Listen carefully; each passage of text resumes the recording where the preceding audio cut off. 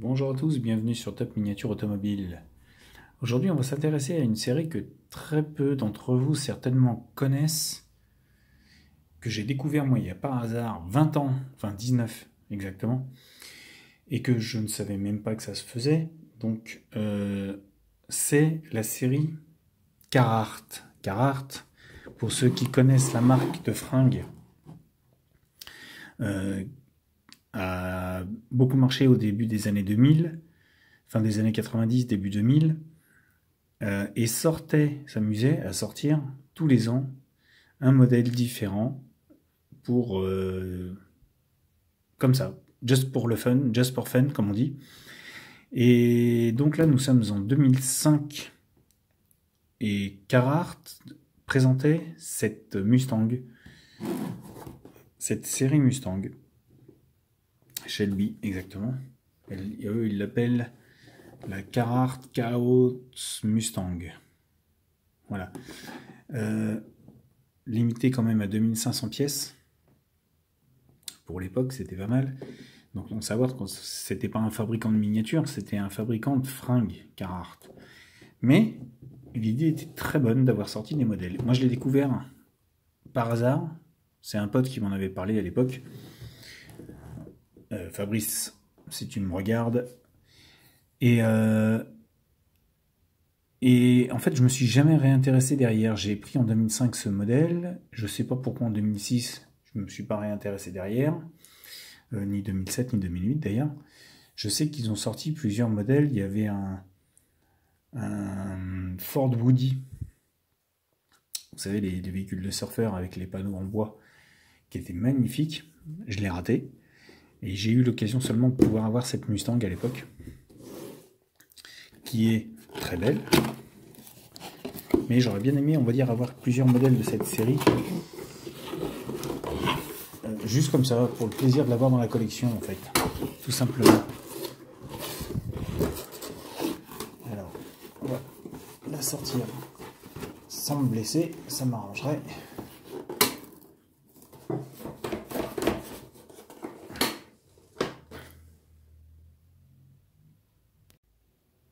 Ouais, j'ai triché un petit peu parce que je luttais pour la sortir. Et comme je voulais pas me faire mal surtout, c'est pour ça. Donc je l'ai sorti de la boîte comme ceci. Alors, un petit peu sale.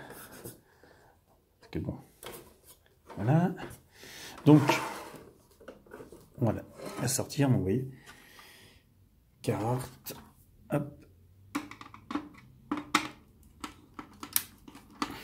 C'est un modèle que je n'ai pas sorti depuis... Bah oui, 2005 de sa boîte. Donc ça remonte à un bail. Ça fait 19 ans.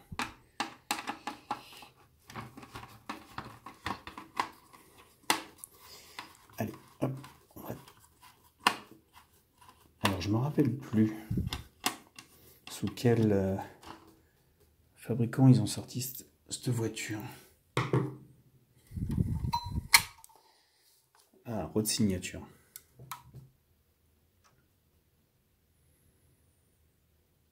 Voilà, donc Road Signature fournissait les voitures à Carhartt pour en faire des modèles pas originaux, mais pas uniques non plus, puisqu'ils sont tirés à 2500 pièces comme cette Mustang. Mais en tout cas, donc on connaît la base, et on sait que c'est une bonne base. J'aime bien Road Signature. Ils ont de bonnes finitions.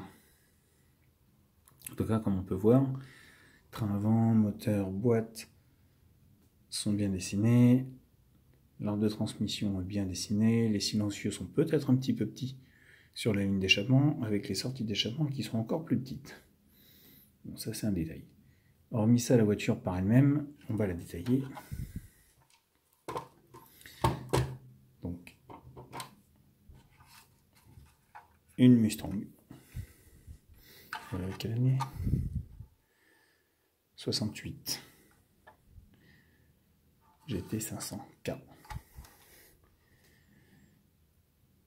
Donc on est vraiment sur une Mustang typique de Road Signature. Le look, la forme, les proportions, tout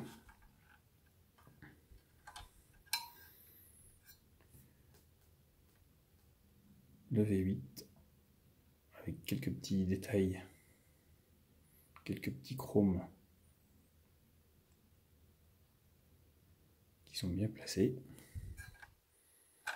On est sur du noir, noir sur noir sur noir. Intérieur noir, extérieur noir. Rien à dire. Les sièges avant basculent pour laisser accès à la banquette arrière.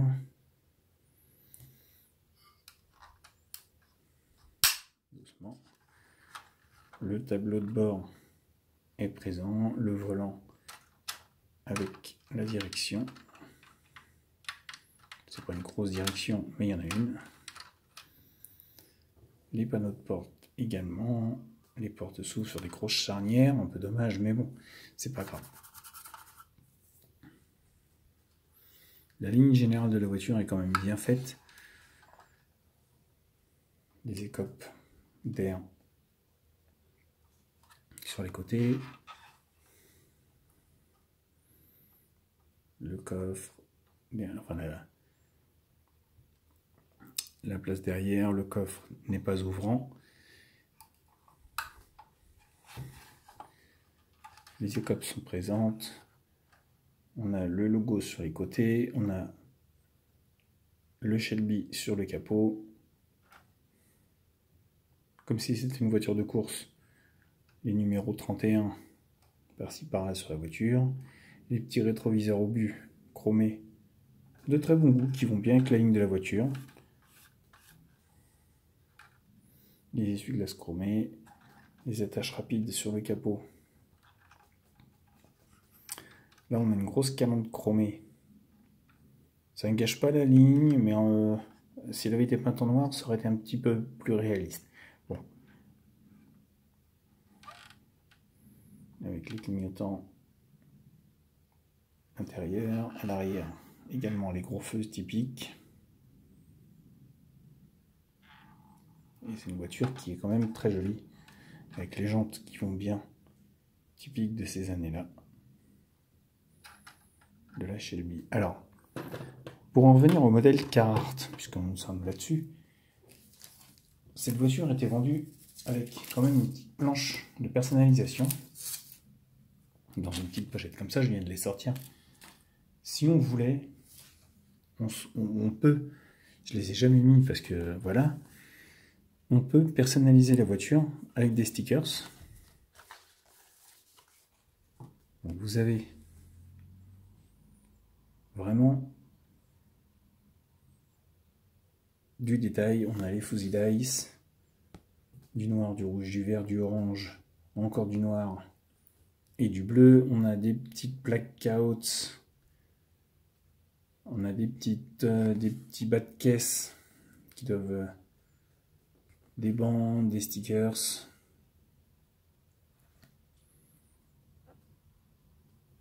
On a également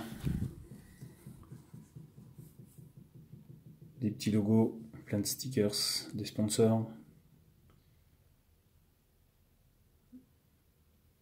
Avec des bulldogs. C'est pas une Volkswagen, ils le disent bien. Un petit clin d'œil à Haïti.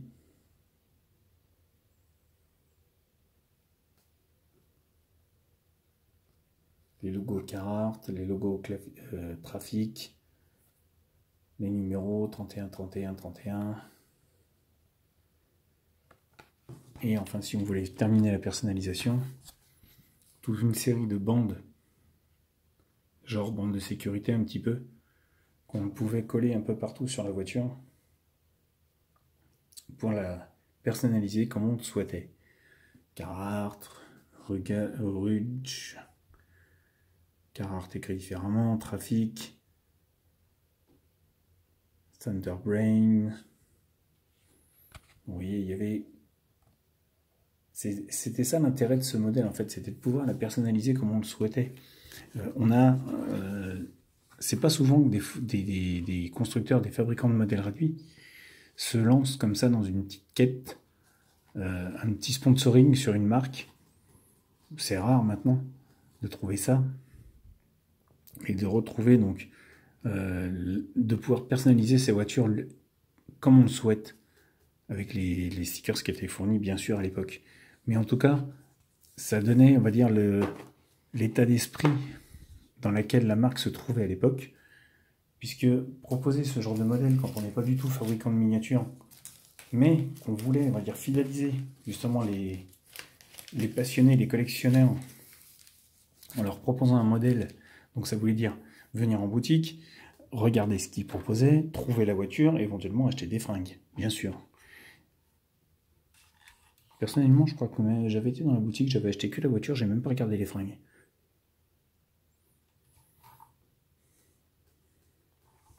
Je me rappelle même pas d'ailleurs avoir vu les fringues. Je vous cache pas. Moi j'ai regardé la voiture, je cherchais la voiture. Mais en tout cas, voilà. Juste pour l'état d'esprit, cette voiture est splendide. Je sais plus, faut que je regarde vite fait sur la boîte. Je crois que j'ai...